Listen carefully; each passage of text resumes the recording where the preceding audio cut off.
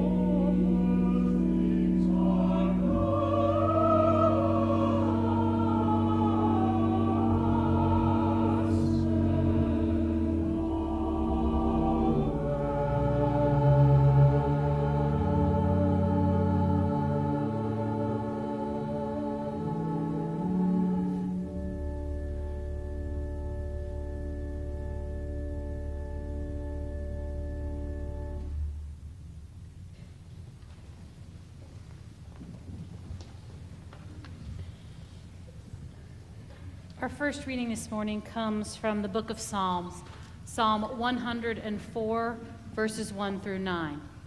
Psalm 104 is notable among the 150 psalms, as it is one of a handful of psalms that addresses Yahweh as a creator God.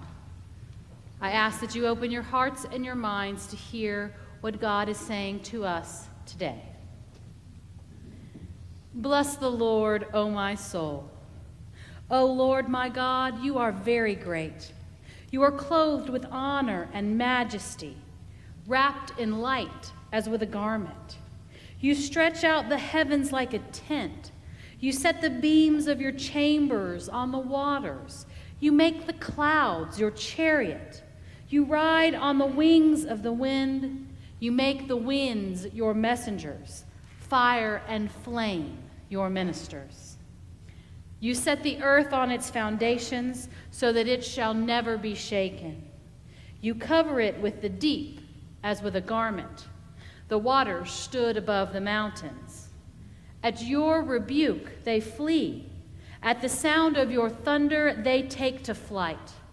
They rose up to the mountains, ran down to the valleys, to the place that you appointed for them. You set a boundary that they may not pass, so that they might not again cover the earth. Here ends our first lesson.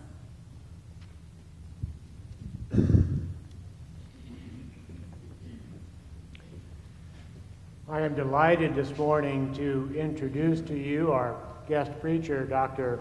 Larry Rasmussen. He is, as we noted earlier, this year's theologian in residence, and I'm very glad that he was able to be part of our time of worship this morning. Dr. Rasmussen is a native of Minnesota and a graduate of St. Olaf's College, and then went to Union Theological Seminary where he received his PhD. He served on the faculty at Wesley Theological Seminary in Washington, D.C., which is where my wife Carolyn received her seminary training. And then he went on to Union Seminary, where he served as the Reinhold Niebuhr Chair of Social Ethics. When I began to serve my first congregation in Long Island in the mid-1980s, I had an opportunity to pursue a graduate degree at Union Seminary in social ethics, which gave me the opportunity to attend several of Dr. Rasmussen's classes. I always was thrilled with the way he wove in the imageries of the world with a wonderful sense of humor as part of the presentation. It was a great opportunity for me to think more deeply about the connection of my faith and into the world in which we live. I am delighted this morning to present him to you as our morning's preacher. The text from which he will be preaching is drawn from the Gospel of Luke, the chapter 6, beginning with verse 36. And Jesus told them a parable. No one tears a piece from a new garment and sews it onto an old garment, unless the new will be torn, and the piece from the new will not match the old. And no one puts new wine into old wineskins, otherwise the new wine will burst the skins and will be spilled, and the skins will be destroyed.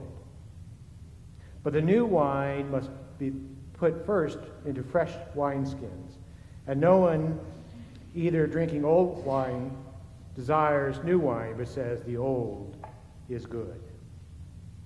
This is the word of our God. Thanks be to God.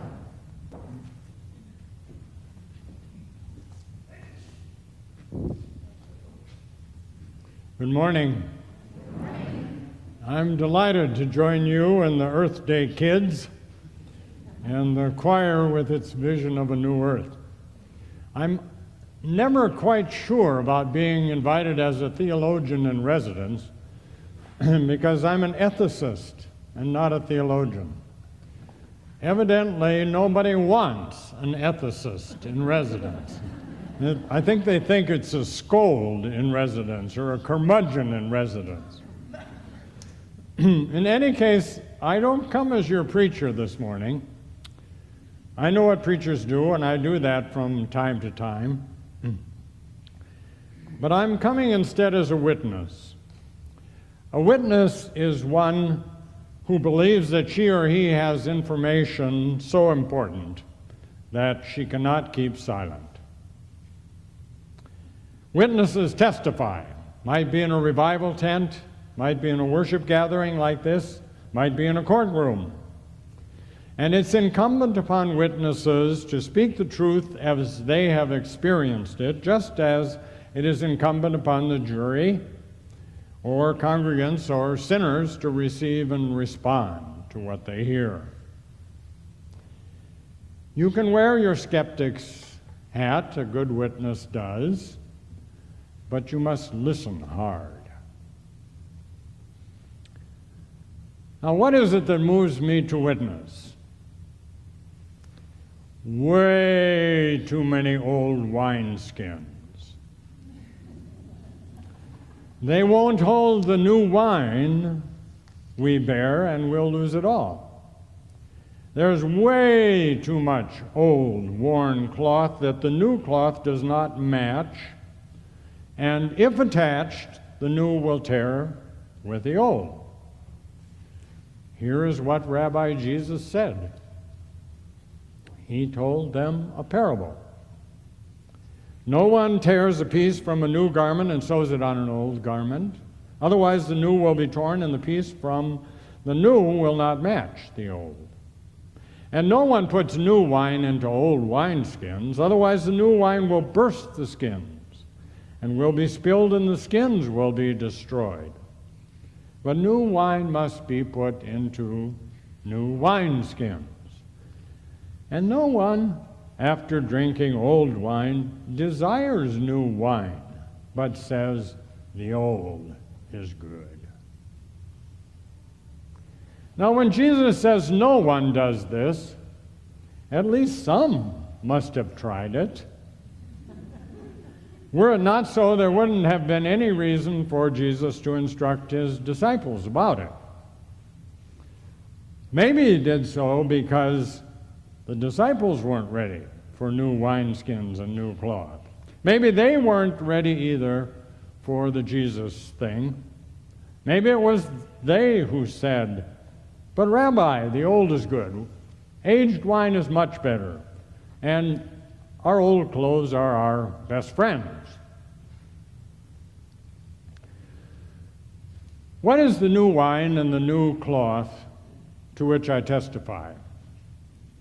And why do we also say the old is good?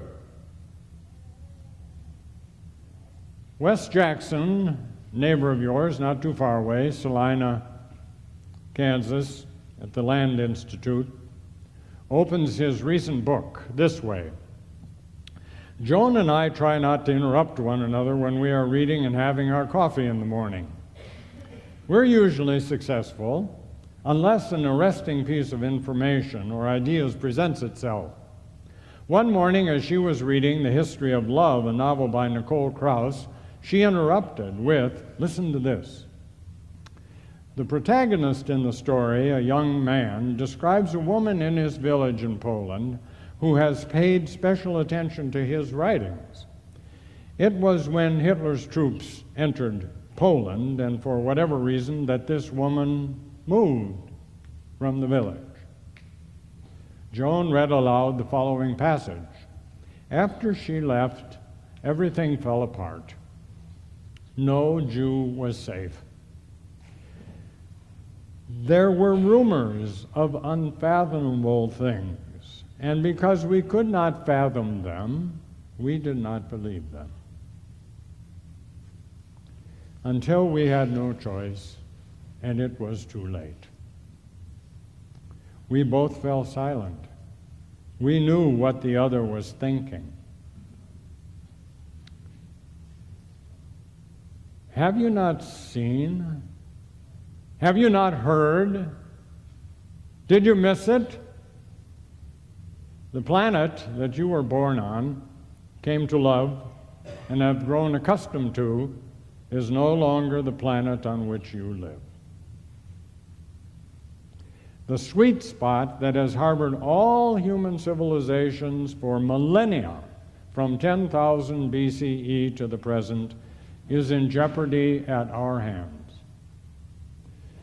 Geologists call that sweet spot the Holocene. The Holocene is the geological age whose defining mark has been relative climate stability, sufficient stability to see the triumph of life over and again. But the Holocene is now exiting, so much so that we witness the dawn of what the geologists have already named the Anthropocene. It's been given that name because its mark is the impact of cumulative human activities on the core surface processes of the planet. Even places far from where we live feel the impact of our way of life, the polar regions, ocean waters, the air high above our head. That's what the Jacksons were thinking. It's a different planet. Unsustainability is entrenched in every domain. It's even the end of an age. Yet the uncertainties of a destabilized planet strike us as rumors of unfathomable things. And because we cannot fathom them, we do not believe them. Instead, we say, the old wine is good. So are the trusty old wineskins. So, Rabbi Jesus, don't talk to us about new wine and new wineskins.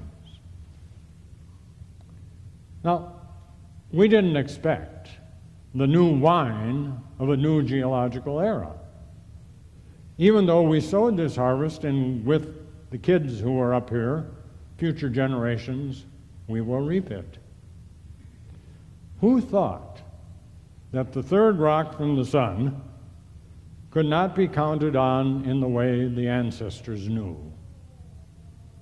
Who thought planet home could not be relied upon for steady seasons of seed time and harvest, for glacial waters feeding the great rivers, for sea levels trustworthy enough to host most of the great cities and much of the human population, for adaptation time sufficient to let flora and fauna adjust to new insect predators and diseases and drought and deluge, for governments capable of marshaling sufficient resources to handle disasters of greater number and intensity, and for governments capable enough to allay the kind of conflicts that arise when desperate people are rendered helpless and homeless en masse, for rainfall and snowpack and enough resources to assure that future generations will survive and thrive on a diminished planet, and for ocean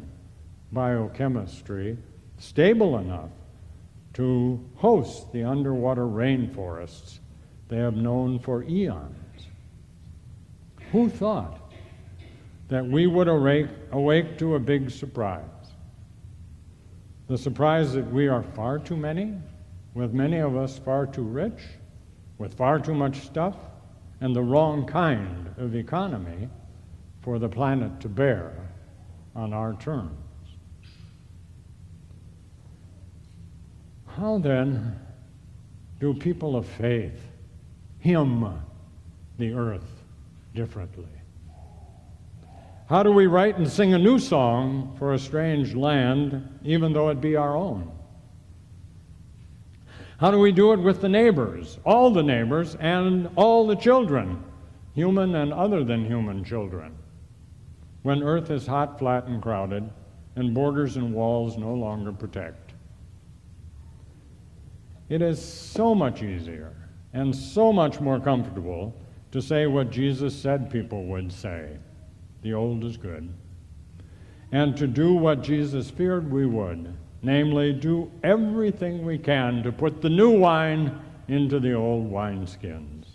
So we work furiously to get the economy back on track, the same economy that brings us more climate volatility. We try to solve our wicked problems with the same way of life that produced them. Now, curiously, Jesus speaks the language of apocalypse rather seldom. Oh, he can announce doom, and he does now and then, just as Paul after him announces clashing ages. Yet Jesus' ministry is more commonly the art and the language of healing and good news. It is as though Rabbi Jesus knew full well that even fact-based apocalypse is not very helpful to set people about making new wineskins or weaving new cloth. Evidently, no one who's scared to death is going to tap the renewable moral, spiritual energy for life well lived in a tough new age. No one who's really anxious about the morrow is going to do the right thing with new wine. Howard Thurman is surely right. To do the right thing in a hard time, don't ask what kills you, ask what brings you alive. Martin Luther, who knew plenty about a dangerous moment in history and who suffered from considerable Teutonic angst, said this: "You have as much faith as you have laughter. If there is no laughter in heaven," Luther said, "I don't want to go there." Now we gather in the season now of Eastertide, 50 days between Easter and Pentecost. That there are 50 days of Eastertide and only 40 days of Lent tells you where the tipping point is. On the far side of the hard days of the cross and the passion, resurrection happens. Life triumphs. Life will never be the same again, that's true. But life can be made new. I have a vision of a new heaven and a new earth. No wonder we can't keep from singing in both good times and uncertain ones. So take courage. Settle in for the long haul in the balm of good work on a planet that is still beautiful even beyond the singing of it. Hone your skills for new wineskins and new cloth. This is a task of generations, and I won't see the end. You won't either. But you and I will be the start. And it's a good work that is ours. After all, how many people get the chance to change civilization? Take your cue from Catherine White. Catherine White wrote on gardening for the New Yorker magazine.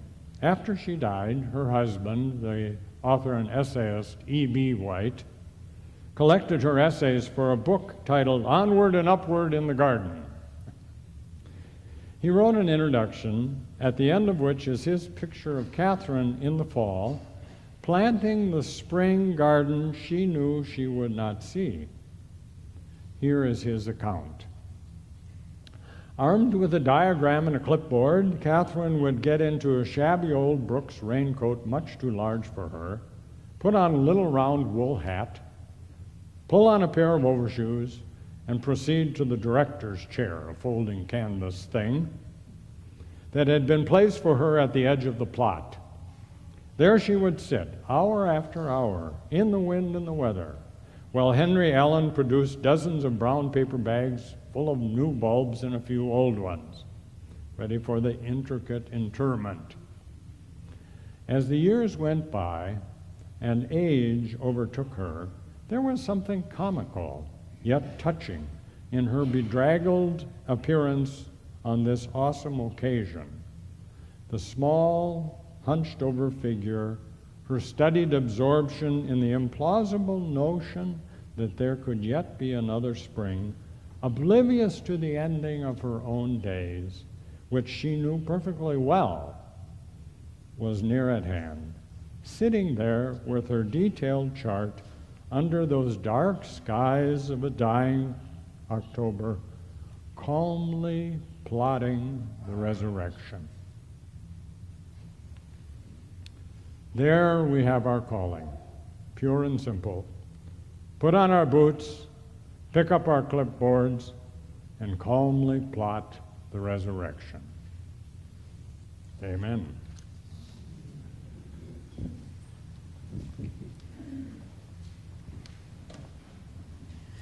I invite you to stand and join me in our affirmation of faith.